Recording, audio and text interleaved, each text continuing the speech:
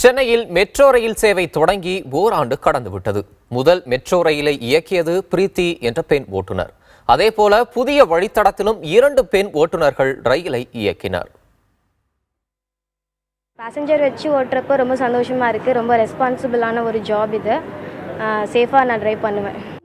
மென்மையாக பேசும் இந்த இளம் பெண் சென்னை மெட்ரோ ரயில் ஓட்டுநர்களில் ஒருவர். கோவையைச் சேர்ந்த நளினி என்ற இவர் எலக்ட்ரிக்கல் அண்ட் கம்யூனிகேஷன்ஸ் பட்டய படிப்பு முடித்தவர். சின்னமலை மீனம்பாக்கம் இடையிலான முதல் மெட்ரோ ரயிலை இயக்கிய இவர் தனது அனுபவங்களை பகிர்ந்து கொள்கிறார்.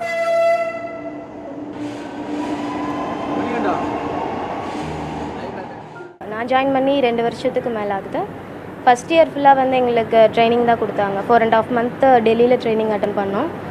அங்கே ஃபுல்லாக இருக்கிற சிஸ்டம் ஃபுல்லாக ட்ரைனிங் கொடுத்தாங்க. அதுக்கப்புறம் இங்கே சென்னை மெட்ரோவில் இங்கே இருக்கிற சிஸ்டம்ஸ் ஃபுல்லாக ட்ரைனிங் அட்டன் பண்ணியிருக்கேன்.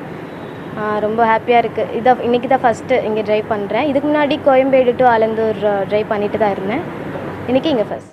புதிய தடத்தில் மெட்ரோ ரயிலை இயக்கிய 2 பெண் ஓட்டுநர்களும் இந்த வேலையை மிக இயல்பாக செய்கிறார்கள்.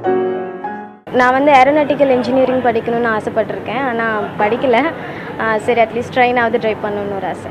இதில் ப்ரொபோஷன் தான் வரணும்னு எதுவும் நாங்கள் இது பண்ணலை. ஜஸ்ட் நார்மலாக ஆன்லைன் எக்ஸாம் எழுதி தான் போட்டேன்.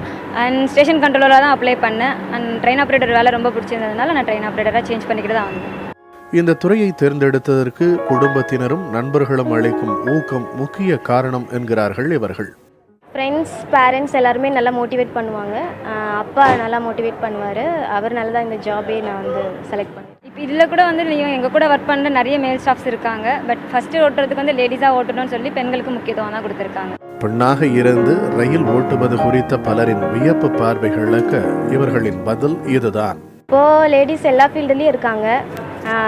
அது வரவேற்க வேண்டிய ஒரு விஷயம் தான். பெண்கள் எல்லா துறையிலும் வரலாம். அந்த அளவுக்கு இது கஷ்டமான வேலைலாம் கிடையாது. கண்டிப்பாக படித்து இது பண்ணாங்கன்னா ஈஸியான வேலை தான், சீக்கிரம் வரலாம். ஒரு ஆணின் வெற்றிக்கு பின்னால் பெண் இருப்பார் என்பது பழமொழி. ஆனால் இந்த பெண்களின் வெற்றிக்கு பின்னால் பல ஆண்களும் உள்ளனர். தங்களுடைய விடாமுயற்சி, மற்றவர்கள் அளித்த ஊக்கமே இந்த நிலையை எட்ட காரணம் என்கின்றனர் நளினி மற்றும் அம்சவேணி. புதிய தலைமுறைக்காக ஒளிப்பதிவாளர் மதனுடன் ஸ்டாலின்.